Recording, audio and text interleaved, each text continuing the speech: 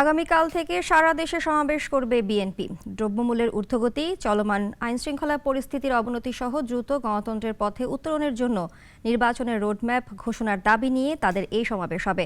জনগণের আস্থা ধরে রাখতে এই কর্মসূচির আয়োজন বলে মনে করছেন দলটির নেতারা। অন্তর্বর্তী সরকারের সময়ে প্রথম কোনো বড় কর্মসূচি নিয়ে মাঠে নামছে বিএনপি। সারা দেশে জেলা ও মহানগরে বুধবার থেকে শুরু হয়ে 25 ফেব্রুয়ারি পর্যন্ত সমাবেশ করবে দলটি। দলীয় দপ্তর জানিয়েছে, এসব সমাবেশে দলের মহাসচিব সহ দলটির সিনিয়র নেতারা অংশ নেবেন। সবশেষে ঢাকায় কর্মসূচিটি হওয়ার কথা রয়েছে। বর্তমান প্রেক্ষাপটে বিএনপির এমন কর্মসূচি কেন? দলটির নেতারা ক্যামেরার সামনে কথা না বললেও জনদাবির ব্যানারে বিএনপির এ কর্মসূচির মাধ্যমে মূলত সারা দেশে নির্বাচনী ঢেউ তুলতে চাচ্ছে দলটি।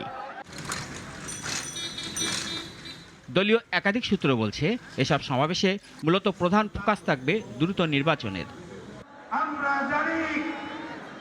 দলের নেতারা মনে করেন, ত্রয়োদশ নির্বাচনের বিষয়ে জনগণকে অবহিত করা এবং কেন নির্বাচন প্রয়োজন তা জনগণকে জানানো, সেই সাথে সাধারণ মানুষকে দলের আস্থার প্রতি রাখার লক্ষ্য নিয়েই তারা মাঠে নামছে। দলটির সিনিয়র নেতারা মনে করেন, দেশকে অস্থিতিশীল করতে ষড়যন্ত্র হচ্ছে। সেই সাথে বিএনপির বিপক্ষে একটি গোষ্ঠী অপপ্রচার চালাচ্ছে। এসবের বিরুদ্ধে জনমত তৈরি করতেই তাদের এ কর্মসূচি। বিএনপির মাঠ পর্যায়ের এসব কর্মসূচি রমজান মাসের আগেই শেষ হবার কথা রয়েছে। রাশেদুল কাদির, নাগরিক, ঢাকা।